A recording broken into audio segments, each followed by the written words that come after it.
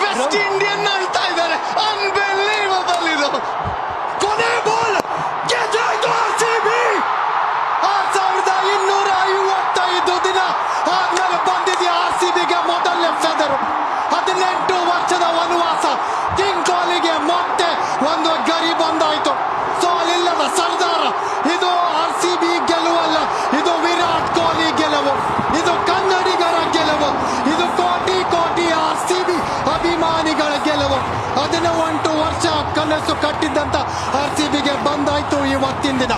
ಅಹಮದಾಬಾದ್ ನಲ್ಲಿ ಕನ್ನಡ ಜಯೋತ್ಸವ ಅಂತಾನೆ ಹೇಳ್ಬೇಕು. RCB ಮೆರವಣಿಗೆ ಗುರು, ಇದು ಅವಸ್ಮರಣೀಯ, ಇದು ಹೆಮ್ಮೆ, ಇದು ಕನ್ನಡದ ಗೌರವ, ಇದು ಅದ್ಭುತ, ಇದು ಅಸಾಧ್ಯ ಸಾಧ್ಯ ಆಗಿದೆ ಇವತ್ತು. ಬಾಯಲ್ಲಿ ಮಾತೇ ಬರ್ತಾ ಇಲ್ಲ. ಇಲ್ಲಿ ಇಡೀ ಜಗತ್ತಲ್ಲಿ ಯಾರ್ಯಾರೆಲ್ಲ ನೋಡ್ತಾ ಇದ್ದಾರೋ ಅವರೆಲ್ಲರೂ ಬಯಸಿದ್ದು ಇದೇನೆ. ಬಟ್ ಒಂದು ಥಾಟ್ PBKSಗೂ ಹೋಗ್ಬೇಕಾಗತ್ತೆ. ಔಟ್ಸ್ಟ್ಯಾಂಡಿಂಗ್ ಕ್ರಿಯೆಗಳು ಆಡಿದ್ದಾರೆ ಥ್ರೂಔಟ್ ದ ಸೀಸನ್. ಬಟ್ ಇದನ್ನ ಮಾತ್ರ ಮರೆಯಕ್ಕಾಗದೇ ಇಲ್ಲ. ಎಲ್ಲಿಂದ ಎಲ್ಲಿ ತನಕ ಸೆಲೆಬ್ರೇಷನ್ ನಡೆಯುತ್ತೆ.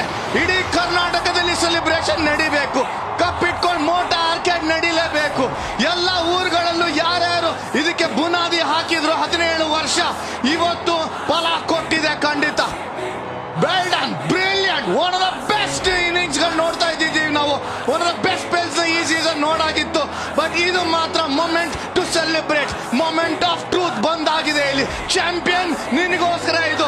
ವಿರಾಟ್ ಚಾನ್ಸೇ ಇಲ್ಲ. ಈ ಸಲ ಕಪ್ ನಮ್ದೇ ಅನ್ನೋ ಘೋಷಣೆ ನಮ್ದು. ಹಂಗೆ ಗರ್ವದಿಂದ ಹೇಳೋಣ, 18 ನಮ್ದೇ. ವೇಟು ಆಗೋಯ್ತು ಇವಾಗ. ನಮ್ಮ ನಾಯಕ ಹೆಸರಿಗೆ ತಕ್ಕಂಗನೆ ರಜತ ಗಿರಿಯನ್ನ ಮೆರೆದಿದ್ದಾರೆ RCB ಟೂರ್ನಮೆಂಟ್ ಗೆಲ್ಲಿಸಿ.